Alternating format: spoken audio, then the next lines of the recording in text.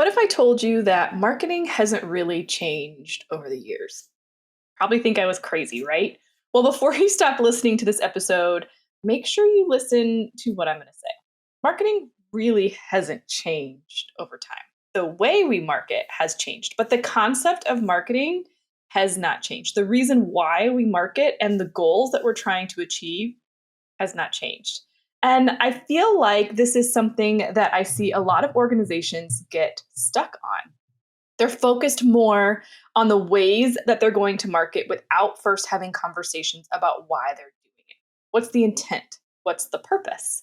So, today I'm going to share with you some of the reasons why marketing really hasn't changed to hopefully bring you back to reevaluate the activities that you're doing and figure out what's the best next step for you and what you need to achieve. Now, this is the last episode of our podcast in this kind of format. So, the format of the podcast is going to stay the same, but I wanted to do this particular episode because we're gearing up for a new way that we're going to be creating content on this podcast, ways that we're going to be categorizing the things that we're talking about to make it easier for you to really deep dive on particular topics. So take a listen to this episode and then make sure you stick around to the end so you could hear what's coming up starting March with March episodes that we're super excited about. Still great guest experts, still great content, still digital marketing tips and strategies for your nonprofit organization. But we're going to make it easier for you to learn and dive deeper on particular topics that pertain to you. So make sure you give this episode a listen so you know which topics are the ones that you should be paying attention to, and you can shut out the noise on the rest. Okay, before we get into this episode, it is brought to you by our digital marketing therapy sessions. These are 30-minute one-on-one sessions that you can book with me at thefirstclick.net/office hours. We can go over anything that you want in the digital marketing and website space. If you need help with your content plan, if you go through your goals and now you want to reevaluate the marketing activities that you're doing, if you have questions about the tech that you're using, anything is on the table. Again, you can go to thefirstclick.net/office hours, schedule your time today, and have me in your back pocket without having an expensive consultant on retainer. Let's get into the episode. You're listening to the Digital Marketing Therapy Podcast. I'm your host, Sammy Bedell-Mulhern, and each week I bring you tips from myself and other experts, as well as hot seats with small business owners and entrepreneurs to demystify digital marketing and get you on your way to generating more leads and growing your business. So when I say marketing hasn't changed, the reason is that the purpose of marketing is to get people to buy your product or service, right? To get people to engage and to get people to want to come and buy your product and buy your product again and again. And so the ways with which we do that have definitely changed from, the Mad Men times of magazine articles and all of that good stuff. But it all has always started with, I think, two things. One is really being clear and understanding the audience that is the perfect customer for you.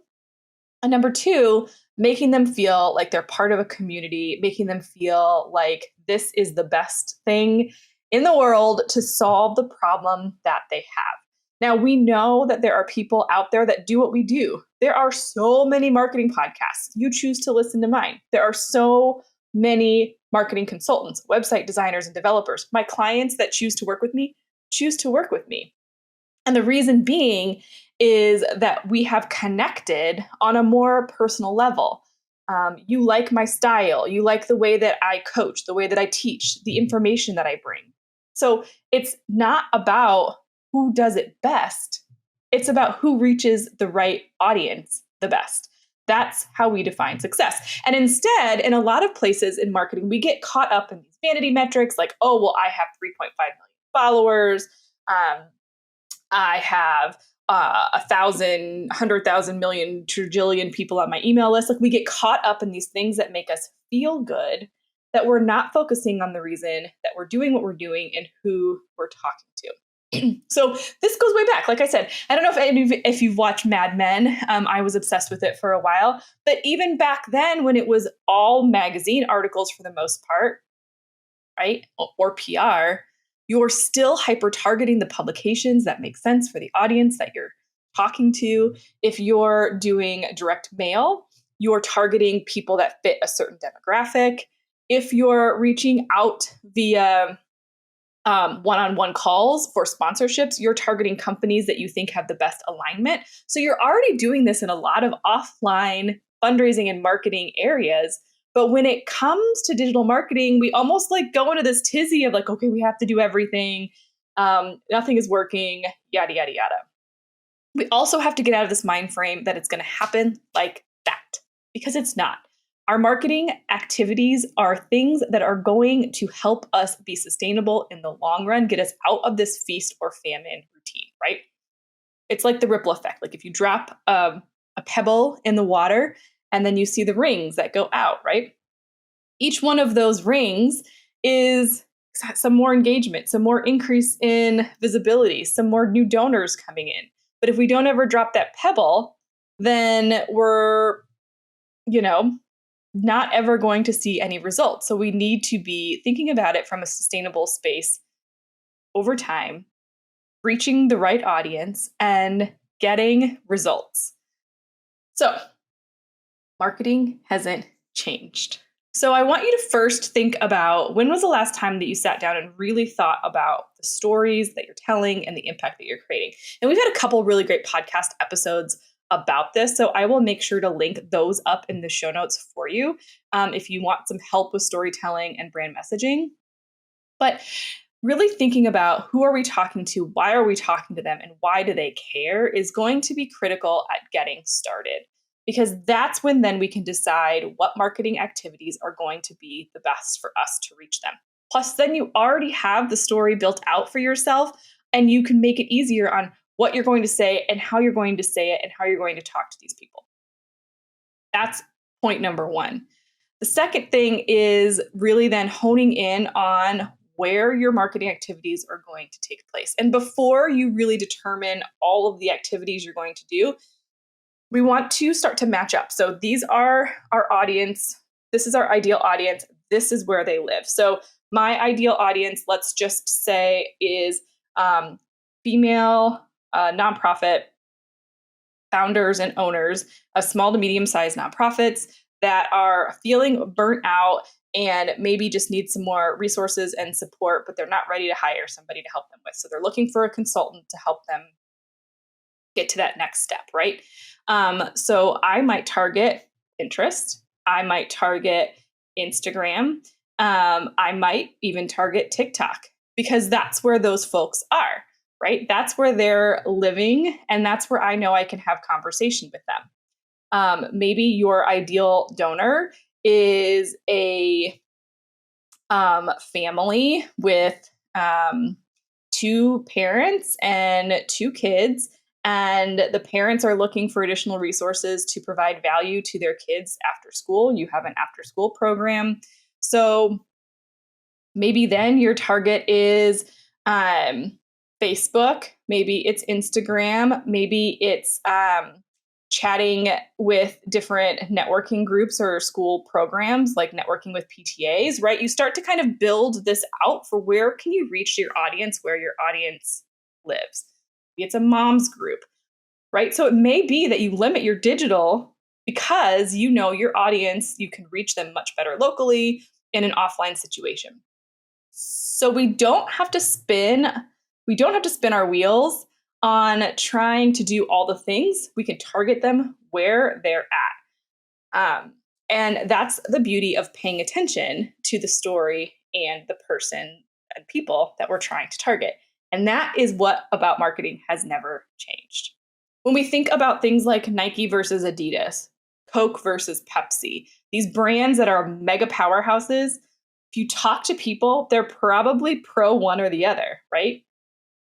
They aren't going to go back and forth between those brands because they have a personal feeling about each of those brands and the stories that they tell and the way that they engage those customers.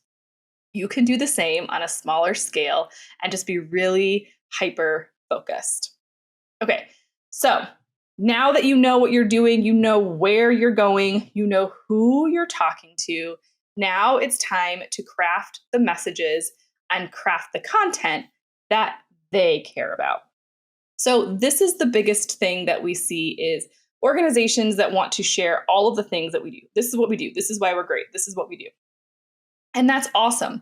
But you can do that in a way that still makes it about the other person, makes it about an emotional pull for them, makes them feel more like, oh my gosh, you are the organization that's going to do the thing and make the change in this thing that we feel is important, right? So let's say it's a food bank. Instead of just saying we have donated 10,000 pounds of food, that's great. That's an amazing stat. And you should definitely feel proud of that and share that in impact statements and share that on your website and have, all of that information out there. But instead, telling the story, and I think we had, this was an example on a previous podcast, but instead sharing the story of an impact that a family has had, right? What success story has a family had because of this food that was donated? Because 10,000 pounds of food is like a number you can't really even, it's not easy to conceptualize how many people that can serve. So sharing those stories, because now let's say you share a story of a single mom with 3 kids who's working 3 jobs and really wants to make sure she has healthy food on the table. You're going to have people that are going to identify with that as opposed to 10,000 pounds of food, right? Or maybe it's a story of a volunteer and, he has been coming to the food bank to help put together boxes, and he alone over the course of a year of his service has put together 10,000 boxes, right? Like something like that with that personal pull is going to be much more engaging and get people to be like, oh my goodness, this is the stuff, this is somewhere I want to engage with. I want to meet this guy. This organization's doing amazing things and I can make an impact too. So we want to think about it from that regard. And then as we're building these value add pieces of content, we want to make sure that the content is built for the platform it's going on. So, we really want to be hyper specific. That's why I say, don't do all the things. Do one thing really well, layer the next thing, layer the next thing. I'm going to push you a little bit because while we say marketing hasn't changed, the way that we market does. And the way that we're telling stories right now is really done through video. There's a reason why we took this podcast and added it to YouTube so that I can see you.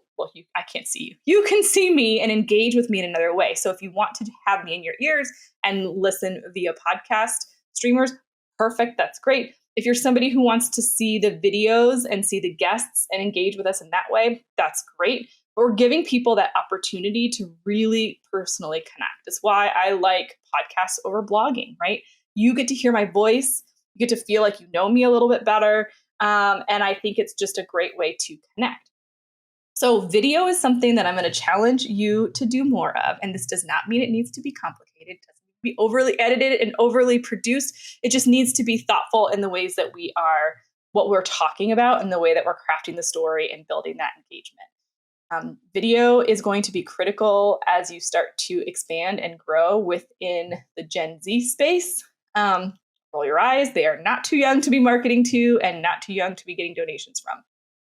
But video is a way that more and more people are consuming information. And the thing that we need to pull ourselves out of is it's not about me. It's not about how I consume content. It's about how your ideal customer, your ideal donor, your ideal community member consumes media. So a quick thing you can do if you have time is sort of survey your audience and ask them how they would like to participate and get information from you. But video is always going to be a great opportunity because most platforms are prioritizing video and people are watching it. TikTok, Reels, YouTube Shorts, Pinterest videos. Video is everywhere and it's not going anywhere. So figure out a way that you can incorporate that into your business, whether that's trying to find an intern or a volunteer that's younger. Maybe it's a high schooler a high school child of one of your awesome volunteers that needs to have some volunteer work for a college application, right? There's great ways that you can reach out to people and have them help you engage and create. And the beautiful thing about video is you can take it from your phone, you can edit it in free apps. It no longer is an expensive thing that needs to be created and heavily produced. So video is going to be a big driver, and I hope that that's something that you can incorporate. And it's a perfect way to share stories. It's a visual way to share stories, and it engages and captures people's attention.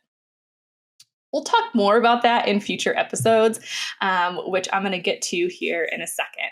But really, what I want you to walk away with today is making sure that you are critically clear on what you're doing for your marketing, but why? What's the intent? What's the purpose? You're not going to go out and pick up a phone book. Phone books don't exist, but you're not just going to do a Google search and then call every single person that's on this list and be like, hey, would you be interested in donating to our organization? So why would you waste your time on marketing doing the same? We want to bring those things together, be hyper-focused, and get it done. And in the long run, it's going to save you time, money, and effort. It's going to save you staff. It's going to make everything function a whole lot better. Okay?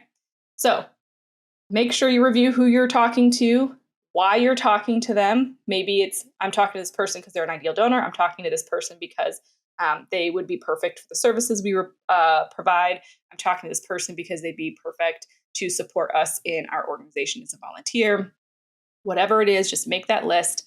Really focus on the story that you're telling and why you're telling it and what pain points that you are solving for people. And then take a look at the content you're creating and make sure it's not talking at people, it's talking to people, engaging with them, and it's building community. Okay, so now that we're at this point, here is what you can expect from the Digital Marketing Therapy podcast moving forward. Each month, we're going to have a theme that we will be talking about. I'll be bringing in guest experts to specifically talk about a particular topic. So in March, we're talking all about websites. In April, we're talking about monthly giving. In May, we're talking about your content marketing, so on and so forth. And it's going to be a great opportunity for you to really deep dive into those topics.